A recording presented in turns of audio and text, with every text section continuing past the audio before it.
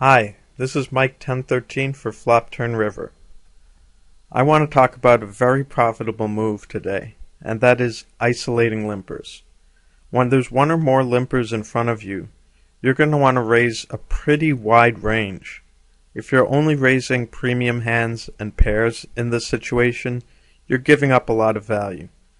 Isolating limpers is a very profitable play, and you can do it with some pretty marginal hands at times. Now, why is isolating limpers such a good idea? Well, first of all, limpers tend to be very bad players.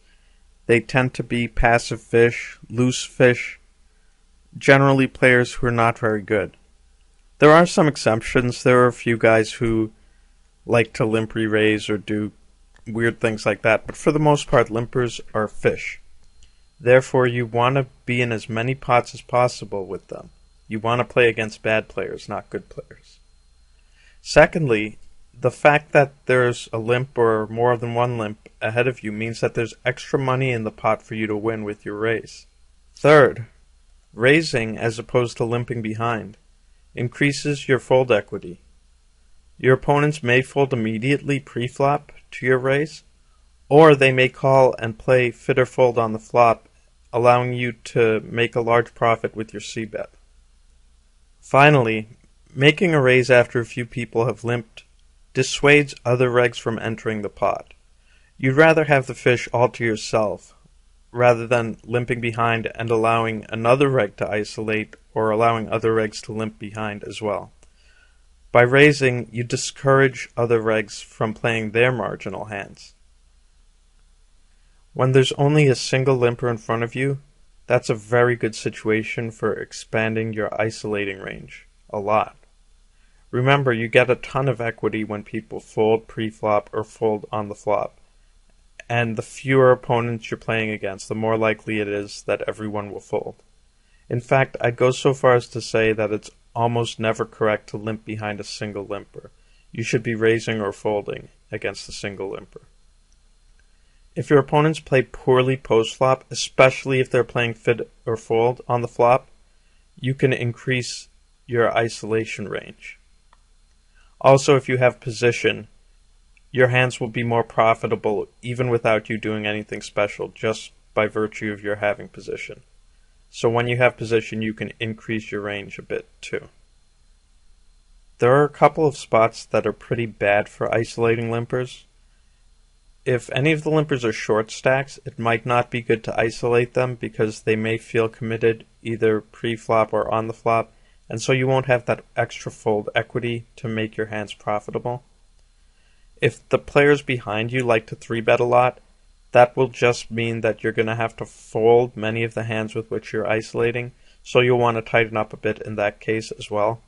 Also, if any of the limpers are the type to limp re-raise or maybe call and then donk the flop and donk the turn, or in general are just aggressive or tricky, then you'll want to cut back on your isolations as well because they will not be as profitable. Let's take a look at some examples of spots where we might be considering isolating pretty wide. Okay, so my HUD here has VPIP, PFR. On the next line, c-bet, fold to c-bet, and those are really the only stats we're going to be needing. Our first hand here happens at a 4NL table. It folds around to the cutoff who limps, and we're the button with King 8 offsuit, which is not really a great hand, but if we look at the situation, we see that this guy, he's folding to c-bet 83% of the time. It's a small sample, but still folding 5 out of 6 times indicates he's probably playing fit or fold on the flop. Furthermore, the guys behind us, in the blinds, they look very nitty. We have an 8-5 and an 11-6.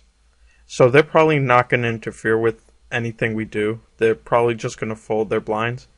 So this, I think, is a very good spot where we should go ahead and raise here. We're going to have a lot of fold equity. Our opponent may fold instantly, or he may call and check fold the flop a lot of the time. And even if he doesn't, we do have a king. We do have some high card strength, and we can make top pair. So I'd go ahead here and raise. Okay, let's move along to the next hand. This hand happens at a 25 NL table. And here we have a couple of limpers, and then it folds to us in the small blind. Here again we have King 8 offsuit. But let's take a look at this situation. First of all, there's 2 limpers instead of 1, so our fold equity is reduced a lot. Moreover, we're out of position, and these 2 players don't look like they're folding to c-bet quite as often as in the previous hand.